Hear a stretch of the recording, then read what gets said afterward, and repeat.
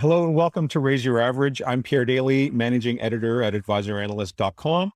My co-hosts are Mike Philbrick and Rodrigo Gordillo from Resolve Asset Management Global. Our guest today is Nick Piquard, Vice President and Portfolio Manager at Horizons ETFs Management.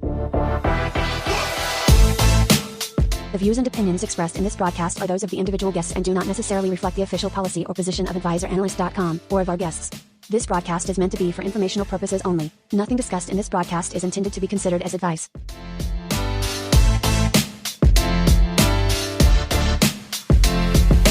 Nick, welcome to the show. It's great to have you. Thanks for having me. It's a very interesting time right now, so there's lots to talk about. Indeed. Yeah, excited to have this conversation. So Nick, to get things started, why don't we start with you telling us the story of your career and the arc of your career, how you got into the investment industry and ultimately into portfolio management. Sure. It's been over 20 years now, so I'll try to make it quick. But I started in derivatives and as a quant. I studied math at Waterloo, so that 20 years ago it gave you a bit of an edge. Now you need like a triple PhD, but 20 years ago, even studying mathematics was enough to get you in the door. And I was basically a derivatives trader for the first 15 years of my career, working on the sell side, managing derivatives books and basically being an option and structured trader. But it also got me really interested in quantitative finance and in investing using quantitative methods. And I joined Horizons almost 8 years ago now, trading or managing the portfolios for their covered call portfolios. And that's using options and trying to get an extra yield for investors. But as well as part of my kind of quantitative background, I was looking for opportunities in that looked really good from a quantitative perspective. And one of the things I noticed was, if you look at sectors that have been down 70, 80, 90%, people give them up for dead and kind of forget about them. But if you start looking at them after a while, that's where you really get the opportunity to make multiple times your initial investment. And that's what got me really interested in commodities over the last few years, and in particular, uranium, which, if you looked at it a couple of years ago, it was basically down 90% from its high. The Fukushima effect. Yeah, right? Exactly. Right. So really the Overton window seems to be passing over the whole concept of uranium and nuclear as a source of energy and electricity, and moving from sort of post-Fukushima and hell no to ESG and hell yes. So maybe take us through, sort of your top-down thoughts and narrative on why it's compelling today, why you perceive this as a secular change in trend that's more sustainable than some sort of shorter-term impact, and walk us through the thought process and narrative there. Yeah. So, I think to understand kind of where we're going, I think you kind of have to think about a little bit about where we've been. Before Fukushima 10 years ago, the narrative on uranium was actually, quite bullish. The Chinese were building a lot of nuclear power plants. India was also trying to catch up. So there was quite a bit of positive sentiment, and the sector was kind of set up for growth. Then, of course, Fukushima happened, and then a bunch of factors, really destroyed the sector. In the short term, obviously, with the accident and Japan shutting down all their nuclear power plants, but also the ramifications of that politically. Germany decided to do the same thing as well. There were a lot of political decisions made where even the Chinese put a lot of their construction on hold. So, the demand side got completely obliterated. Furthermore, if you look at the uranium market, a lot of that market is contracted over long periods of time. And so there were a lot of long dated contracts that were signed during the good years where, that uranium still needed to be delivered. And so Cameco, Kazatomprom, they were still building and delivering their uranium over to, the buyers didn't really need it. So that really just, inventories kept going higher, spot price just kept getting lower. And that happened over a period of basically between 2011 till about, 2018. And finally, after so many years and the contracts kind of rolling off, that's when we finally saw spot price bottom out on the uranium side. Cameco made the hard decision to shut down McArthur River, at the time the biggest mine in the world. Finally, it took that long to get the supply under control. And the other key thing was with Kazatomprom, they decided to privatize the state company. Before they were privatized, they were kind of a state producer and they were mandated to produce a certain amount of pounds. That also changed. So on the supply side, there was a lot of change that happened over the next few years. And finally, on the demand side, ESG is becoming more important. We notice climate change every day now, it seems. We get more news of just incredible heat out in Western Canada and the Western United States, but now also all these floods in Europe. It just seems like every day now we get, what seems to be the results of a wacky climate and a wacky environment. And so I think it's front and foremost for all, politicians to address that issue. And, nuclear is now resurfacing as a solution to that. And so I think, we've seen, it's a long story, but we've seen over the last 10 years, demand go down, supply go up, and we're finally at the end of this period where now supplies coming down and it's going to have a hard time catching up, and demand bottoming out and recovering.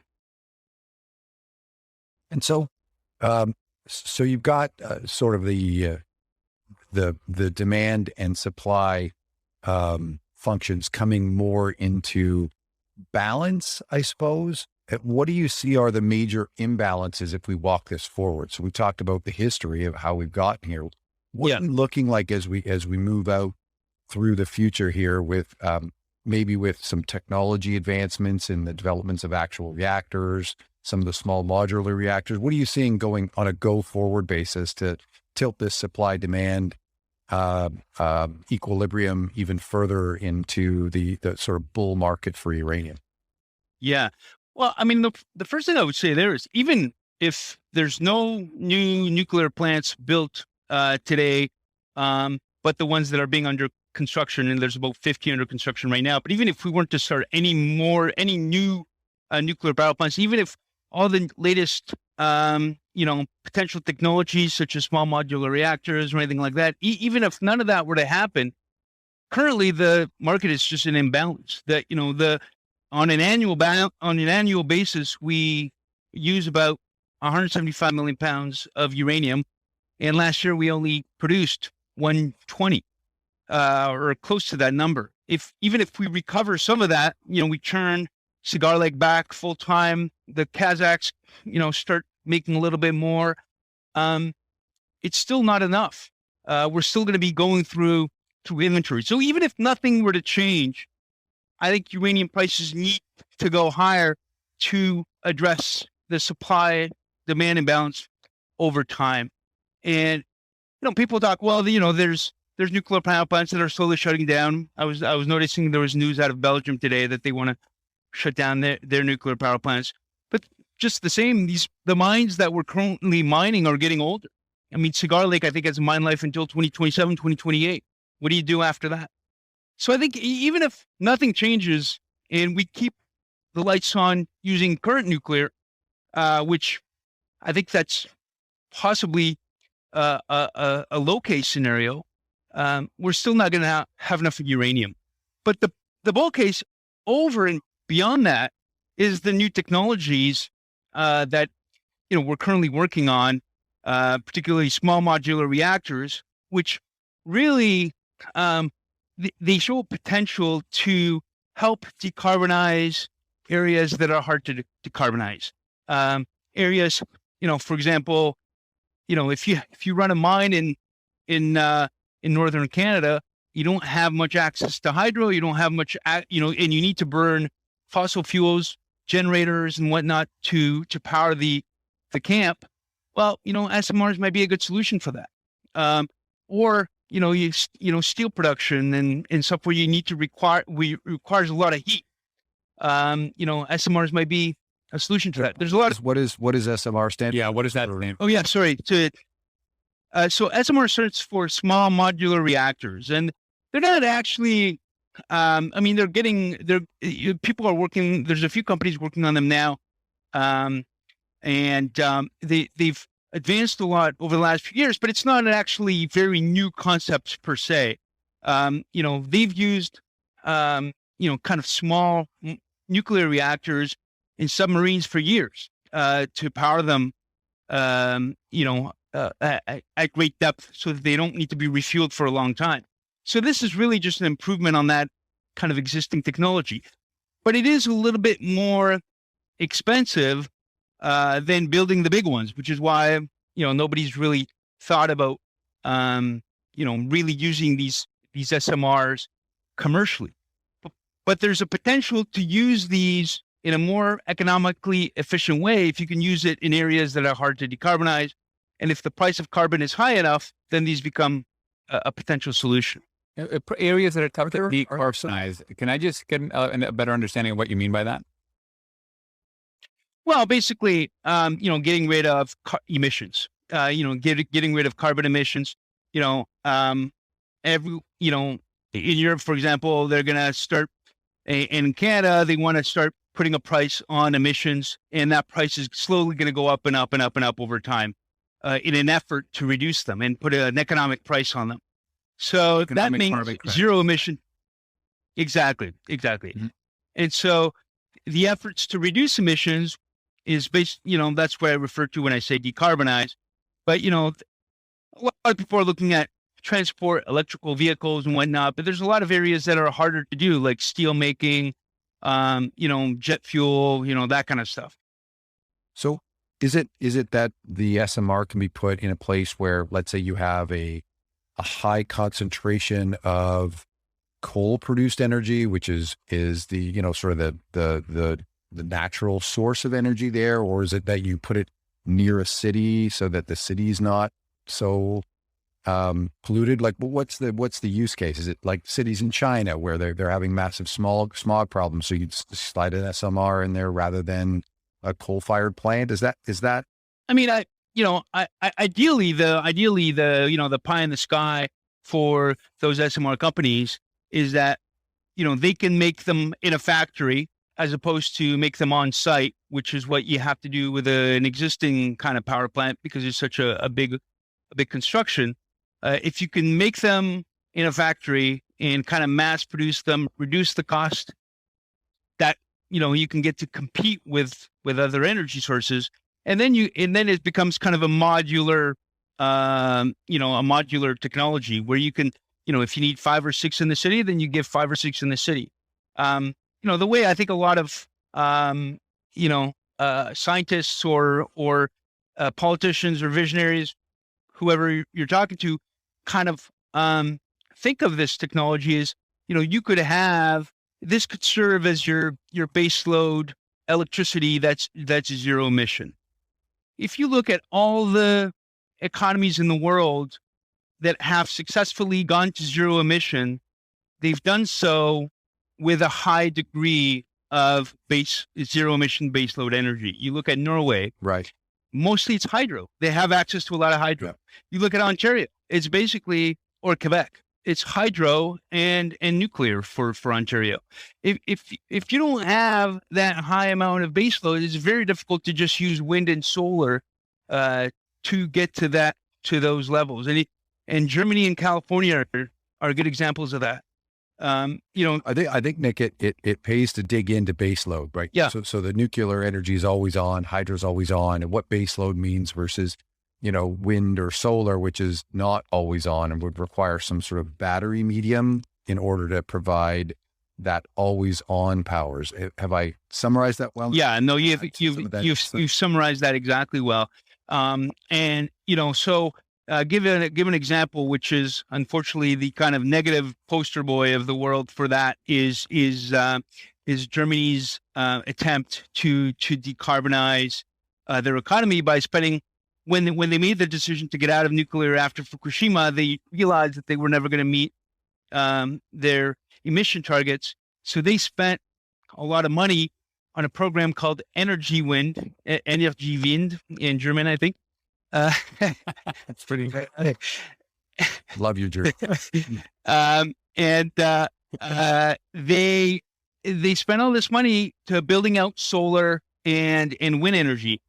But it's the problem with those technologies is that they're very intermittent. And so, you need electricity consistently to power the economy. And when the sun's not shining and the wind's not blowing, you need to import the electricity, or you need to power up your, in the case of Germany, lignite coal plants, which are massively polluting. And effectively, over the last 10 years, even despite all of the money that they've spent, has resulted in two things. A, emissions have not gone down. Emissions have not gone down at all. I think, in fact, they're up. And B, mostly not because wind and solar didn't help a little bit. They did help a little bit, but it was more than offset by the fact that they turned off nuclear. And then the second thing is they have the highest electricity prices in the world, bar a few smaller countries. So it's a very difficult, Germany's a rich country. Maybe they can afford these high electricity rates, but for the most part, it's a very challenging thing to put just wind and solar without good battery technology. And the fact of the matter is, battery technology isn't up to speed, or it's just not good enough right now to allow for that. So that's funny. Nick, just listening to you, Nick, I don't know if you've all seen the movie Anthropocene. No, I have not. No, I haven't. But there's a whole scene there in the movie where they show the coal mining in Germany. Oh yeah. And the extent of it. And they're literally tearing up the entire countryside with these like machines that are the size of buildings. They're scooping, just literally like going into a hillside and scooping out the raw material for their coal mining. And this is, like when you're watching this movie and then you realize this is Germany we're talking about. It's not India or China that they're, and then there's a scene where an entire town has had to relocate because the machines are coming and they're just tearing up the ground completely, ripping out the coal from the ground so that they can power these, power their coal burning plants. I'm sure there's watershed issues there too. Absolutely. And if you watch that and you listen to what Nick was just saying about, about the decision in Germany to kill nuclear, it makes, I was going to ask you was, do you see a future where Germany, goes back on its decision? I thought they might, because, they were slated to close the second half of their nuclear power plants, next year. I think it's next year. Or 2022 or 2023, they shut down half initially, and then they knew they wouldn't be able to do it all in one go, so they kind of staggered it. And I thought, the last 10 years would have been a kind of a wake up call in the sense that, well, this is going to be very expensive, and we're burning more coal than ever. Not only that, but we're heavily reliant on France to import electricity when we don't have enough, and that's nuclear energy anyway. So I'm not too, I'm not sure what you're trying to prove, but yeah, you gotta watch that movie though. Okay. Anthropocene. It's an amazing movie. I think you can order it on it. Okay. Yeah. I'll definitely make a note of that. And yeah, so I thought there was a chance that they might, and there's definitely a movement within Germany that is kind of second guessing that decision, but in particular in the industrial regions of Germany, which rely on electricity to be competitive from a manufacturing perspective. And they've relied on government credits actually just to stay competitive from an electricity consumption point of view. But there's a very, and this is the challenge of nuclear.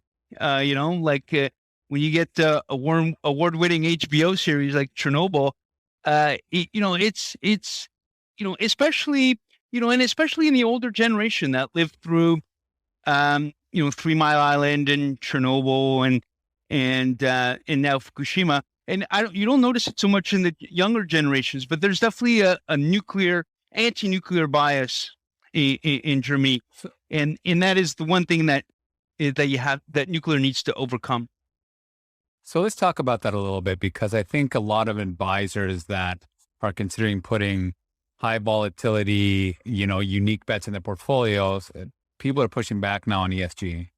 And I don't think that the message that nuclear is clean energy or cleaner energy is coming through necessarily. So when I think about nuclear, I think about nuclear waste. That was what I was brought up in. Remember that big canisters in the bottom of the ocean, and a few other scenarios that power plants weren't doing so well. So how does in the hierarchy of ESG or not polluting the planet, where does nuclear really fit in 2021?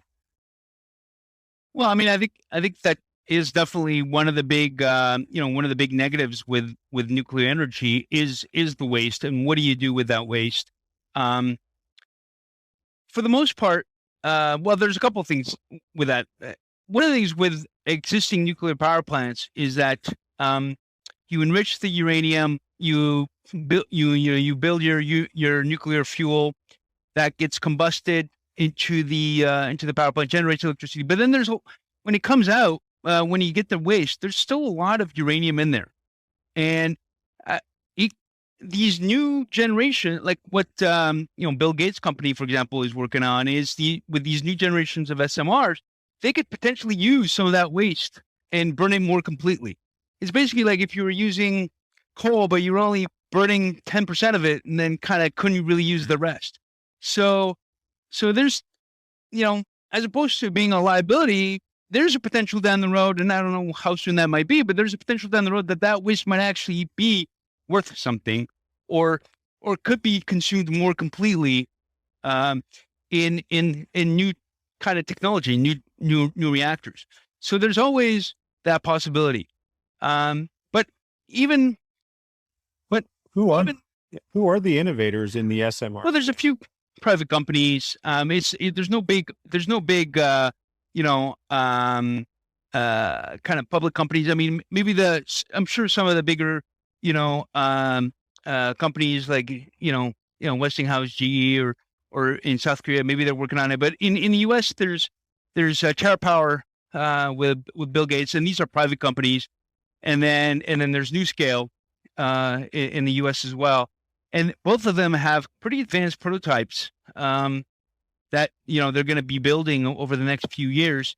And Canada made some recent announcements as well that they're going to be working on kind of an SMR technology in Canada as well. So everyone's kind of working on it. It's a kind of, there's some private companies, there's some companies that are more funded directly by various government entities, and definitely there's a need for public funding in a lot of those cases. So, but part of what's happened over the past 5 years is that there's a lot more money and funding, happening in that space. There's in the U.S., the American Infrastructure Act to help nuclear energy. I forget the title of the funding, but it's a legislation that will provide funding for new research, as well as a potential national uranium reserve for the United States. They have one for oil, and they kind of realize, well, nuclear provides 20% of our electrical grid. Why do we have a reserve for oil, but we don't have a reserve for uranium? So there's definitely more and more attention being brought in to that space. So just about prioritizing the threats, the carbon sequestration of nuclear versus the the continuation of the current paradigm of fossil fuels. So at some point you have to figure out the way to deal with the waste and use the fuel more completely, which is an ongoing technology. I mean, one of the advantages with the feels like, sorry, go ahead, Nick. Sorry, I mean, I was going to say, one of the advantages with the waste is that, because of the energy density of uranium as a fuel, I was reading somewhere that even if you took all the nuclear waste from all the power plants in the world that have been functioning for the past, 80 years now, or 70 years, and it probably amounts to, a couple football fields worth, and, stacked, I don't know, pretty, like not that high, like, and so it's just not that much physically, of waste. And most of the waste right now is being kept on site because, nobody wants to take the risk of moving it around for no good reason.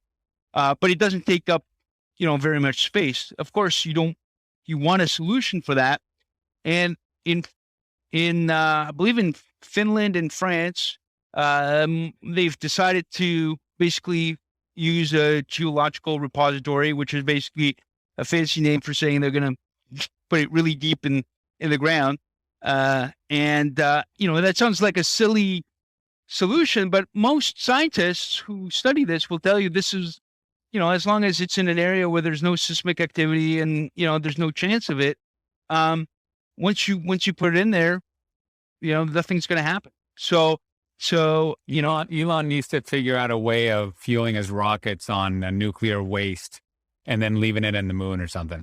We're gonna get to Mars. We gotta get him on it. We gotta get him working on that. Can I ask those questions? Yeah, I'll give him a shout. I knew we could. I'll let him. He probably hasn't thought about it yet. Those planets. What's interesting in the narrative? Are there? Sorry, Bill. Let me just give this thought. The narrative about nuclear, when I talk to people, feels to me really hasn't shifted much in 20 years. There is the layperson continues to have a very negative view of nuclear, in this weird belief that there haven't been advancements, that there haven't been ability to capture much more of the uranium energy than you could, the fact that you can recycle it and put it through the centrifuges and bring it back to life. And the waste management continues to improve as well, right? So it's one of these that we know exactly what carbon is doing to our planet, or we think we have a decent signal of what carbon is doing to our planet. I don't want to insult anybody out there who's still on the ropes, but you got to weigh the consequences of all the types of waste, all the different options from different regions, and nuclear has to be a real conversation, and the advancements need to be at the top of the list. Like I remember a client of mine 15 years ago was part of one of the companies that was telling me that the nuclear reactors that they were making were this big, and they'd go up to mining companies and say, well, drop it 30 feet, plug you in, and you're set for 15 years. And then we'll come in and switch it up for you, versus having a massive amount of infrastructure. And it made so much sense back then, but he couldn't get it off the ground. So it's good to see that we're seeing a lot of that moving forward today. Well, I agree with you, Rodrigo, because like if you look at it, I think as the technologies become a little bit more developed and hopefully a little bit cheaper, you talked about mining. I mean, whenever you look at a mining project, one of the first things investors will ask you is, do you have infrastructure nearby? Do you have road? Do you have electricity? Like all those things are the things that cost like a lot of money to put in. Getting the ore out of the ground is only part of it. And so if you could have access to power for a long period of time, the lifetime of the mine in a lot of cases, that could be a complete change of the economics, right? Even if it were a little bit more expensive. Yeah, it would certainly help carbon neutralize the mining operation too. Absolutely. So are there any? Go ahead, Pierre. I think you're up next.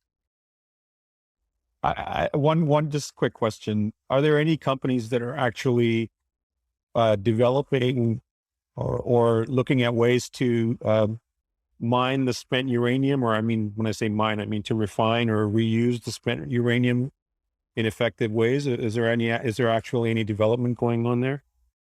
Well, I mean, these SMRs are working on, technology that would basically use, nuclear, use spent fuel basically as part of their fuel. Um, there's also the potential to use spent fuel in other types of reactors, um, such as, I think they call them fast breeder reactors. It's a little bit above my pay grade. So there are technologies out there, you know, but right now with the problem, of course, these technologies might show up a lot more if uranium was more than $30 a pound. The fact that uranium is sitting at $32 a pound means that it's just cheaper to take it out of the ground. But of course, I don't think we'll be able to do that for too long because outside of, Cameco and Kazatomprom, nobody really produces much uranium at that price. Right. Maybe we can take that moment to dig into how the uranium markets work and how different they are to sort of typical commodity markets. Can you unpack that for us? Yeah, no, absolutely. And that's a great thing to talk about because, the uranium market, because it is quite different from like, copper or, even other commodities that are more on contract, that trade more on contracts than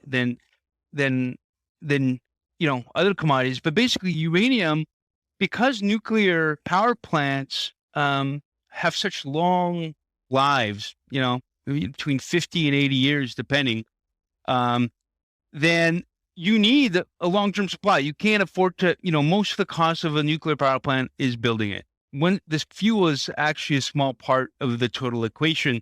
And so once you got that, nuclear power plant, actually, I think that's one of the bull cases for uranium is once these nuclear power plants are built, it's not an easy decision to shut them off because you spent all the money. That electricity generation that you get from the point that it's built, basically it's a very low cost. And you're just amortizing the price, you're amortizing the cost of the capital cost of the construction.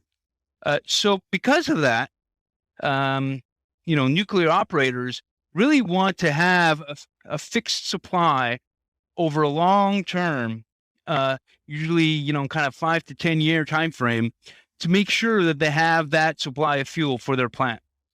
Because of that, this commodity cycles, which we see in uranium, tend to be longer lived than other commodities. In other commodities, for example, copper, if the price goes up, well, then, you start producing more copper, more mines come online and, the price goes up. Once the price goes up, demand might stop a little bit. Well, let's substitute copper with something else.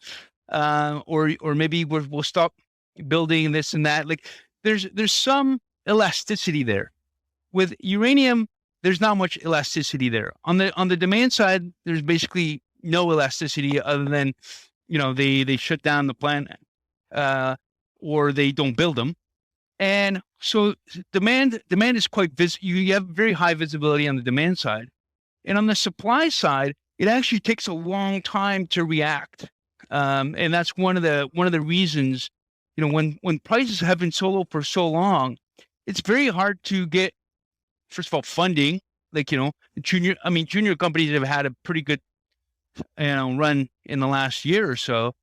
But, before then, they had no ability to raise money or anything like that. And so they can't research projects. But even once they find a project, it'll take them a long time to permit it. And because of the nature of the material, uranium, it takes longer to get all the environmental permits.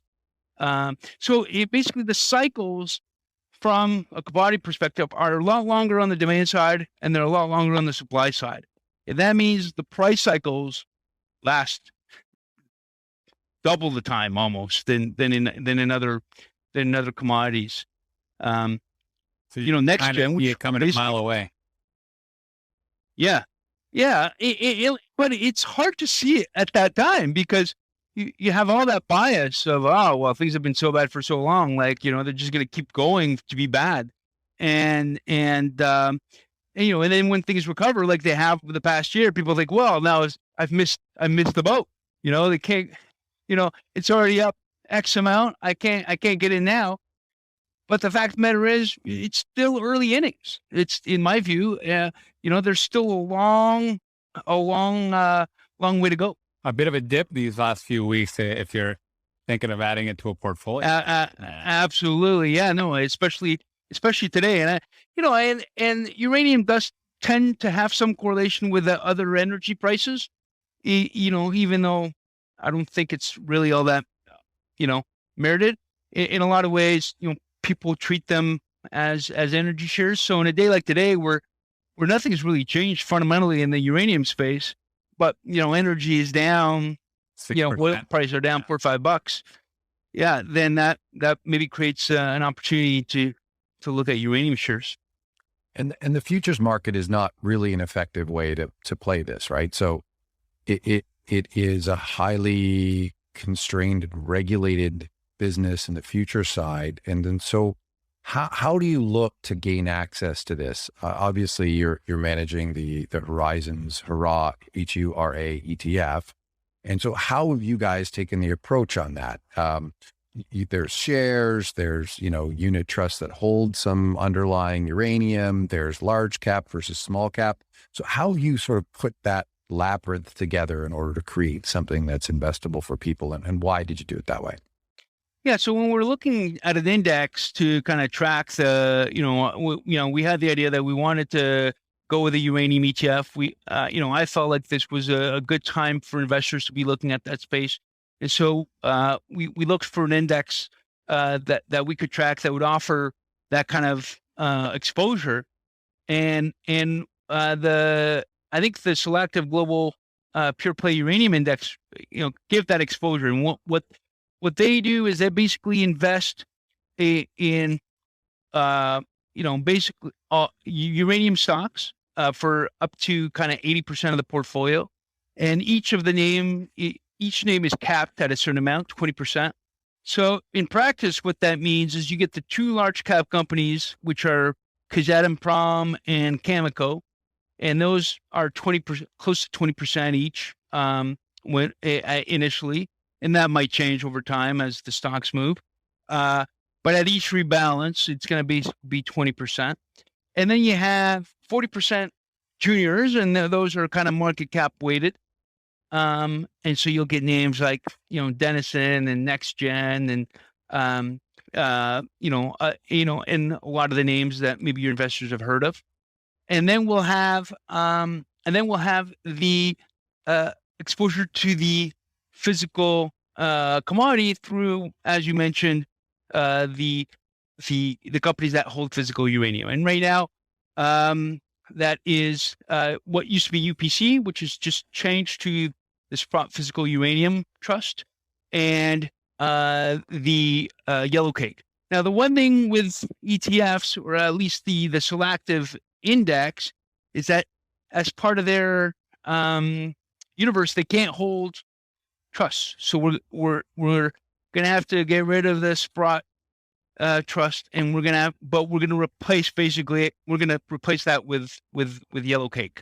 So we're still going to have about 20% of exposure to the physical commodity, but it's not going to be exactly the same as it was, before.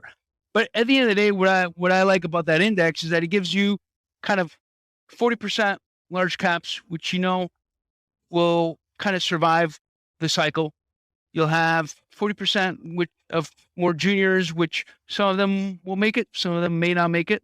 But overall, you get more bang for your buck if prices do rise. And then you have 20% allocated to the physical commodity as well. And where are you seeing the institutional sort of trigger points to, get the animal juices flowing from an institutional investor? Are you seeing that already, or is this largely the domain of early adopting retail investors? Yeah, that's what. It's a good question. I think that's what makes me, bullish long term. Is institutions haven't really started investing in that space. I don't think, from what I've seen. If you look at all the a lot of the Bay Street research and sell side and whatnot, most of them will cover Cameco, and maybe they'll cover Kazatomprom if you're lucky, and then maybe they'll cover one other name, but they really haven't really focused on the sector in general. Certainly, it's it's a job that's given to the junior analyst if there is a job for that. And it's part of the the oil and gas, the energy sector. So most of the attention is going to go to the oil and gas names, and there's just not that many. There's just not that much that many names that that they really care. And most institutions will buy Cameco because it's the biggest name and it's been around for the longest and it's been around for a few cycles. But if nuclear starts to play a bigger and bigger role in our quest for reducing global emissions, I think that will change. And once we start to see some of that institutional money coming in, that could be helpful for visibility and prices and whatnot. Yeah, so it sort of strikes me as this is a part of the explore part of a portfolio for people. It is the part that you're early, and so you're expecting a risk reward payoff like that of an early situation or early in this next cycle situation. I think you touched on this sort of earlier in the call too, Nick, is that still pretty early innings in this space. We haven't seen the large institutional flows that would drive sort of meaningful outperformance. And given the sector's relatively small in the context of the value it's providing or has to provide to the demand equation for, providing yellow cake, as it were, to various reactors, that there's a setup here that maybe has an asymmetric form to it, that you can make returns that are potentially outsized for the risk you're taking. And the risk is, granted larger than a well-diversified, a global equity portfolio. It's a fairly narrow sector, but there's some dynamics there that look to put the potential price movement in your favor. Yeah, I 100% agree with that. I think that, over the last, before a few years ago, I think there was still some uncertainty, especially with Kazatomprom, because they had been, producing all this uranium, keeping prices low because they were, selling in the spot market. And one of the things that's, really changed over and above the demand side, which really started to pick up as more and more attention is being given to ESG factors.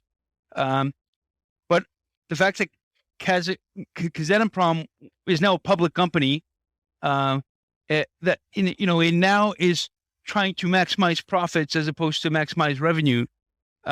Really, that I think that was one of the big changes for the commodity going forward. Very cool. Are there any sort of unusual threats to the uranium bull cycle, like weird stuff like a thorium reactor becoming popular, replacing, uranium reactors? Is there any kind of weird stuff like that could come out of left field that, you have any insight on? Yeah. I mean, potentially. I mean, I know thorium reactors is something that comes up, every now and then. The Indian government, I believe, is working on building a thorium reactor. One of the reasons India's been working, but India's been working on thorium for, I believe, like 50 years. They've been working on it for a long time. One of the reasons is because India has got the largest thorium reserves of anyone in the world. And so they don't have much uranium. They don't have any oil. So it makes a lot of sense for them to get this working. And so if anyone could get this working, India has the highest incentive to get that going. And the fact of the matter is it's still experimental. It's a state-funded project. It's been delayed. I believe I'm not sure when it's due to be completed, but it's still kind of experimental. So I think that there's some potential there, but if I think there's also, there's also other technology that could be a threat potentially. Like, there's companies working on nuclear fusion. I mean, that's the holy grail of nuclear power. But, the saying goes, 30, it's always 30 years away. It's always the technology of tomorrow. It was the technology of tomorrow 30 years ago, and it's the technology of tomorrow today. So, that's the thing. And that's the same with batteries and wind and solar. There's going to be some advancements, and maybe you could address some of the intermittency issue with better battery power. There's also potentially the threat that we develop much better carbon storage for fossil fuels. If we can do that, then maybe fossil fuels become a little bit easier to and cheaper. What I like about the uranium trade and today is that even if we don't, these plants, like I said earlier, these plants cost so much money to build. Even if we just keep going with what we have now, the risk reward still seems pretty good based on that. So anything you're getting on top of that, I think will contribute to upside. But I think it's, even if nothing changes, it's still an attractive thing to look at, attractive commodity to look at. One of the if we're talking about maybe dampening of demand, one of the things that I've been discussing with people here locally in the Caribbean is that almost every Caribbean nation has a very specialized workforce for diesel energy, right? So we import diesel, we burn it. And the impetus for a wholesale change of expertise, new personnel, firing and hiring is just, it's a non-starter, right? Yes, it would be better. Right. Yes, they're all very much about clean energy because they're islands and it's nature, but the political pain of having to do a complete change in infrastructure and expertise is currently too much, right? It would even make sense to grab a modular, what do we call it? The SMRs, put it in there. And that, right now, a lot of the work in Cayman for the energy power plant is replacing these motors that are just getting old. They're constant people and upgrading them. That's gone when you don't have as moving parts for your generator, right? So yeah, that's an interesting area that is going to have to be navigated from a political perspective. I think we might get there easier than you think, and I'll tell you why. Is because you look at China.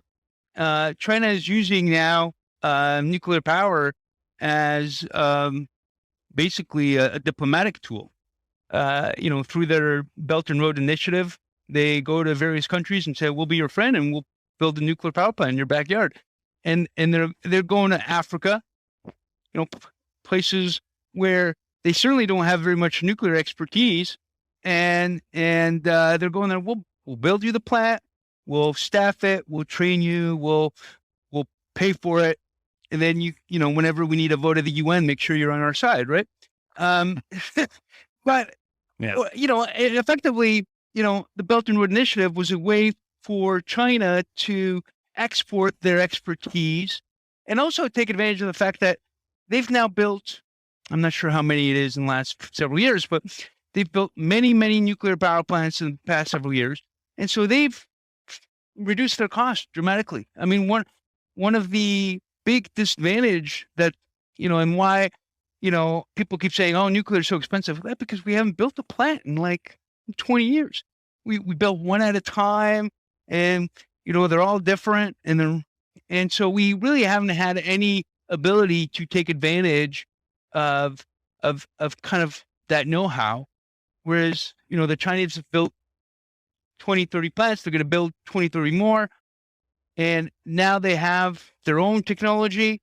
So it really gives them a cost advantage. And then they can go and build them in the world. And I think that will help countries who are looking to get into nuclear with the ability to do that. But I think it's also been a wake-up call for the United States that it's not such a great idea for the United States to be sitting on the sidelines.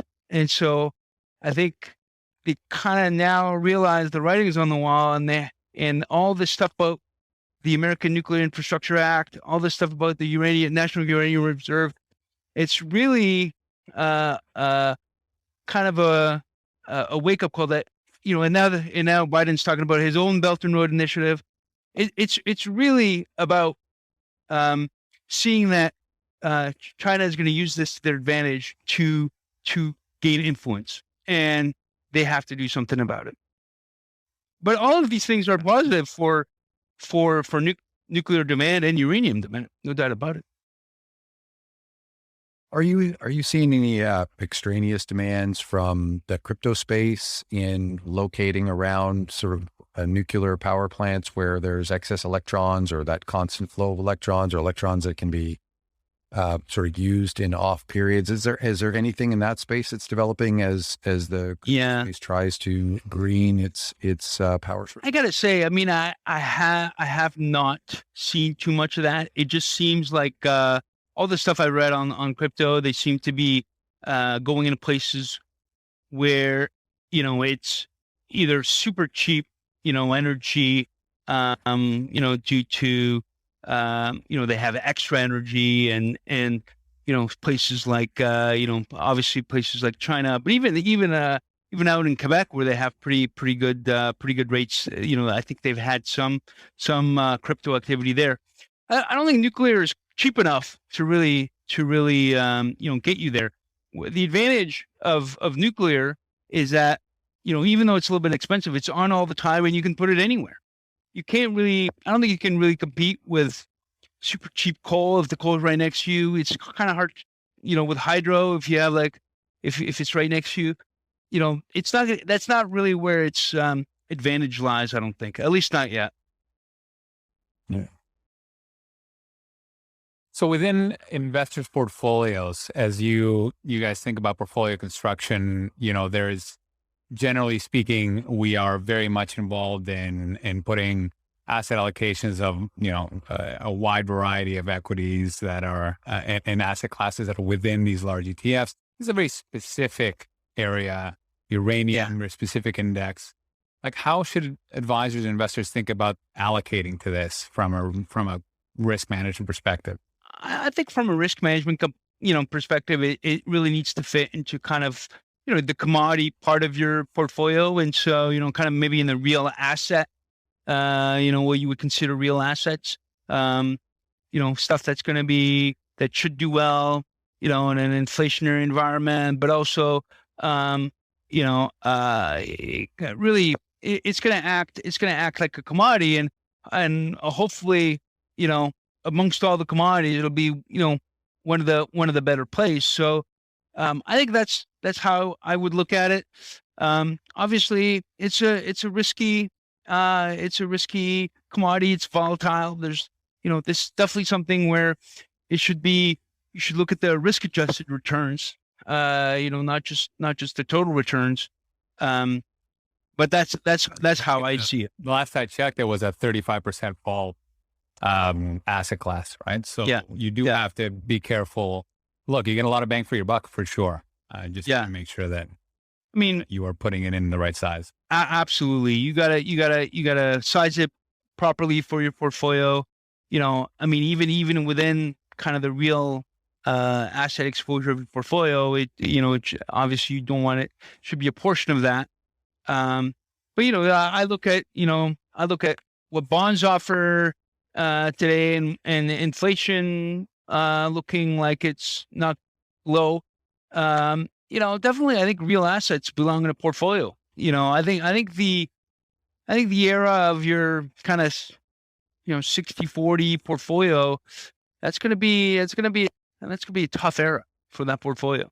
And I think you definitely have to be looking at real asset exposure. Yeah. And along with that goes the opportunity for rebalancing. We've seen the reflation trade get started and then have a backfire in what lumber, copper, and as we speak today on July 19th, you're starting to see that spread through the energy complex. And so, it's a function of having a diverse array of return vectors coming from different business domains and different bit supply and demand dynamics, which I think we've pointed out that there's a fairly unique set of supply demand factors functioning in the uranium market that is quite different than most of the rest of your portfolio. Although some correlation will occur in liquidity events with other energy areas and stocks. If you think about it from a secular perspective, I think you can see that there is an opportunity, but each investor certainly has to sit and think about their own risks and risk tolerances and objectives and things like that. The funny thing is you often add some of these funny, riskier type non-correlated bets in the portfolio, and your portfolio actually has a lower resulting risk. So something for advisors to continue to think about as they build a full portfolio of a suite of different return and risk vectors that they can build on behalf of clients. And rebalance in an appropriate schedule to get that rebalance. Balance is key, especially with highly volatile asset classes. And absolutely, and definitely in the past year, the uranium index that we track was almost up 100% at one point, and that's an opportunity to rebalance a little bit and still maintain your exposure, but maybe reduce some of the risk. Well, that's precisely right. And I can just walk through it. You start with, let's say you had a 5% allocation as a portfolio manager or as an individual investor, as an allocator, and that doubled to 10%. Well, I know you're not going to want to rebalance that. You don't. There's a behavioral tax. You don't want to, but you should. And now that reverses. And if we go through a pullback in the energy space, you're going to have another opportunity to rebalance that against your more traditional assets. And in doing so, that actually will often, create a tailwind that'll offset most of the fees for the portfolio from a management fee perspective, whether they be management fee from the advisor or from the underlying. The other thing that I might want to point out on the kind of risk diversification and whatnot is a lot of commodities are definitely very cyclical and correlated to the economic cycle. So the economy is turning over and copper demand goes down. You build less houses, housing builds go down. There's definitely a lot of same with oil. Less demand for oil when the economy slows down and whatnot. The interesting thing about uranium is it's a little less correlated to that cycle because, the demand for electricity doesn't change as much. And because of the nature of nuclear power plant, you're going to shut down your coal and your natural gas before you shut down the nuclear because nuclear is the cheapest one to run. And so, from that cyclicality within the commodity space, it's actually historically has been potentially has the demand profile is less susceptible to right. So it's more of a secular trend than a cyclical trend. It's like the Walmart. Exactly. Yeah, no, it's like kind of like that. Yes. You go through an economic contraction and people have to show up at Walmart that are shopping there, and those that were shopping at Target and whatnot, they have to shift down and shop at Walmart. So there's a recession-proof nature to that retailer. Yeah. So sort of the same thing is as electricity demand comes in, you would shut down more easily shut downable energy production by way of coal and whatnot, and you would continue with your nuclear generation. Yeah, it's the slowest shift. Yeah, exactly. And which doesn't, not to say that obviously we've established a fairly, volatile sector, but it is potentially not as correlated with other commodities as well. So, Nick, can you talk about, as you're thinking about the macro outlook for uranium, how much time should investors allow for this? So obviously it's not a short-term play, but how far into the future do you envision this macro outlook? I think that's I think it's going to take years to play out from beginning to end. It took 10 years to get us to where we are today. I mean, it was basically kind of a 9-year, 10-year bear market, and we've only just recently kind of recovered. In order to, get the supply that's going to be required, in order to get that up to where it needs to be, make some potentially new discoveries, get those in production, get those permitted, and that's hoping that everything goes wrong. I mean, that nothing goes wrong. I mean, you look at what created the big spike in uranium prices in 2007. That's when, the Cigar Lake mine was flooded and they couldn't get anything out of it. And that, it drove prices bananas. So that, if things go well, it could take a long time, but there's also potential that, there's problems. And, and you have to say it. There's also a potential that we have another accident in some place, and then we're back to where we started. So there's definitely risks, both that could help the price and that could hurt the price. But I think if this is, if the bear market's in any indication, I think the bull market could be a long one. So I imagine you have both an aggressive outlook and a conservative outlook, or a range of outlooks. What would be the most conservative outlook that you have in terms of where this opportunity can go? You said that a lot of, even without bringing on new nuclear reactors, new plants, the demand Correct. is already outstripping supply. So if you assume no new nuclear reactors, no new nukes, nuclear plants, what does the? Well, I mean, I think you kind of you want to look at what's the marginal cost of production for new production to come on, and depending on where you look or whatnot, it probably around $50 a pound seems to be a number that people would agree. Okay, this is a number where we can get new projects online.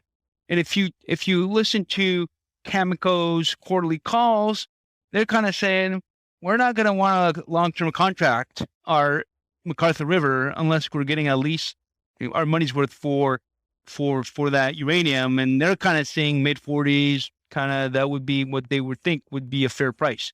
And they're kind of the low-cost producer. So I would say that's kind of a good number to think, well, that's pretty good, base case, maybe a highly conservative if things, stay the way they are. So I think potential, maybe the market will prove Cameco wrong, but Cameco is, one of the biggest producers in the world. And if they say they're not going to give you that uranium until you pay them that price, you might have to pay that price. And there's just not that many places, to get it from. Does the geopolitical risk of something like Kazakhstan, Kazatomprom's home base, does that also factor into your outlook at all? Like what happens if? I agree. I mean, you look at Kazakhstan on the map; it tends to be sandwiched between China and Russia. So these are not the kind of neighbors that you want when you're relying on Kazakhstan for your supply. So I think that's actually a pretty a risk that's not really priced in to the market at all. I think that most people kind of think that things will stay as they are, but I do believe that that's a potential risk in supply. Now, would that be good or bad? I mean, it would be good for uranium prices, but it would certainly be bad for Kazatomprom shares. So, but definitely, I think the geopolitical aspect of uranium is not priced in. I don't think that's priced in. I think that both, like I said, with China trying to gain influence, globally through their Belt and Road Initiative, but also through rising tension. And I don't see us dismantling any more nuclear bombs. So there's there's potential demand there as well. And I for the past until 2013, I think between the 90s and 2013, there was excess uranium coming out of reducing uranium from dismantling nuclear bombs and whatnot, and that was part of the secondary supply that came out every year. It's called I believe there was some. It was, I forget the name of it now, but it was some program to basically help Russia reduce its nuclear arsenal, and that's not been renewed. And now I don't know where they are on their latest start negotiations, but last I heard they hadn't agreed on anything. So there's definitely geopolitical risk, and I hope nothing happens, but that's definitely, there's a reason why the U.S. has decided that they want a nuclear uranium reserve, is because they don't make any in the U.S. anymore, and that has to stop. They need to be able to produce that locally. I think they've learned in this pandemic that producing locally a little bit is always absolutely, because you never know when your neighbor is not going to be able to deliver, or you're not going to be able to rely on your on your traditional trade routes. So one last thing, can you just talk about where uranium prices were historically, where they bought, where they are today? Well, so historically they've kind of been pretty volatile and kind of all over the map. Like in 2007, they went over $100 a pound. That was around the Cigar Lake flooding event. Then after Fukushima, they came all the way back down. They hit, I believe, close to $15, maybe $18 a pound. So all the way, basically, down over 80% from their highs. And now they've recovered, and they're sitting just above $30 a pound, but still significantly, lower. Now, the one thing that I should mention about the spot price is that it's only a slight indication of where the market is, because most of the market is contracted long term. So, long-term contracted prices have not been as volatile. They have not gone as high, and they have not been as low. Maybe I think the high was on the contract price, from what I've read, was close, more 80, and on the low side, I'm not too sure where it was, but it certainly wasn't as low as 18 or 20. So though you got to take that volatility with a bit of a grain of salt, but it also potentially, creates buying and selling opportunities if you're looking. Well, I think we covered the landscape pretty well, and we have all right, perfect. One last question for you, Nick. One last question. So it's a would you rather question.